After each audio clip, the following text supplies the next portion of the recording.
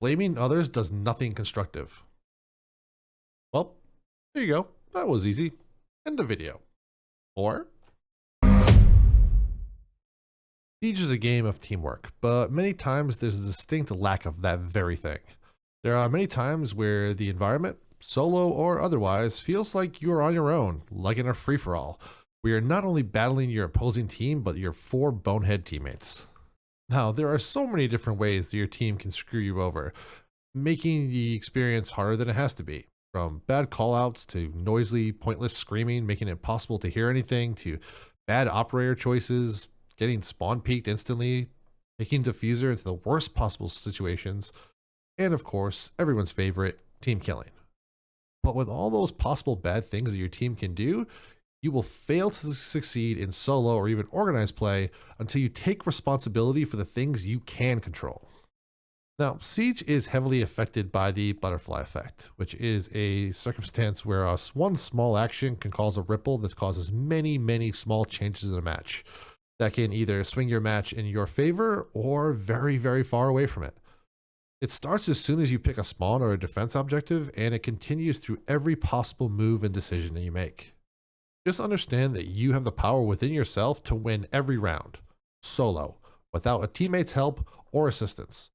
Sure, it's easier said than done, but going into each engagement knowing that it's possible and that your actions can help shape the outcome can lead you into a position of power instead of helplessness. So say you're in a hypothetical situation and you go to yell or blame a teammate who makes a bad play. What would be the goal of your outburst? Do you hope to make the person feel bad? Do you hope that they can magically reverse time and undo their bad play? 99 times out of 100, it does not accomplish anything besides make you and your teammate both go on tilt, which makes you both worse players, which makes you look worse to the people you're complaining to, and makes them hate you / mute you. It also destroys any type of future teamwork and coordination. It destroys any trust your teammate would have in you, and vice versa. Now, these are the direct results from the moment a bad play happens. You can typically see them pretty clearly, and you should understand why just shutting your mouth and concentrating on the round at hand or the following rounds is a better play. But the results that are hidden to most are the way that their expectations can affect their round-to-round play. How being in a 1vx situation doesn't make them focus up for an attempted clutch, but instead almost cause them not to care because their teammates left them alone and it's not their fault. Now, if that last piece of sass left you personally feeling attacked, then, well, good. You're the person I'm trying to get through to take that next step and become better. So, good job. Step one complete. Realize you have a problem. Now, before I go any further, I understand that at a certain level of play, your hopelessness in a 1v4 situation, for example, should be pretty accurate.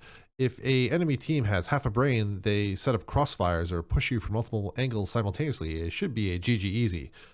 But that's not how it typically happens. People get kill hungry and make stupid plays, allowing you to claw your way back into that round.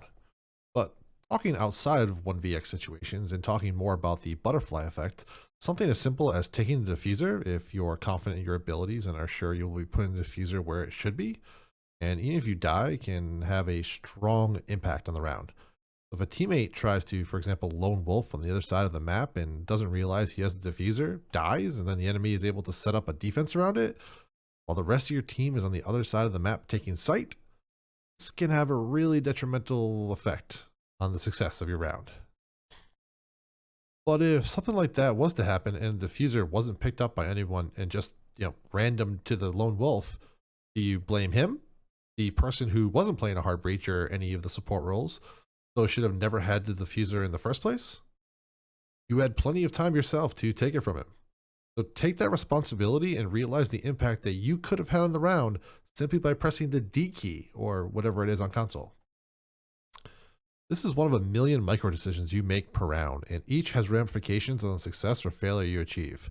When I hear someone say to me, whether or not in chat or Discord or comment section, leave a comment down below, that I'd be insert goal rank if my teammates weren't bad, I don't buy it. Especially if you don't follow that up with something constructive to say about yourself that you need to work on.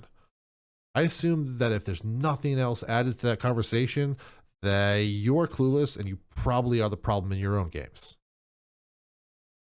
No one is perfect. No one hits every shot. No one makes every correct decision. Well, except, Wallers. But, we see them and we know that they're all trash and they're not fooling anyone. So no one that's not specifically cheating will make every correct decision or know where every person is on the battlefield. Understanding that and pushing yourself to be better will also maybe give you some empathy to your teammates that are beside you in your ranked area, who are also attempting to improve just like you.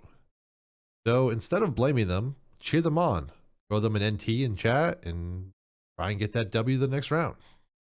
Hope you enjoyed my little rant. My name is Jpeasy. Take it easy.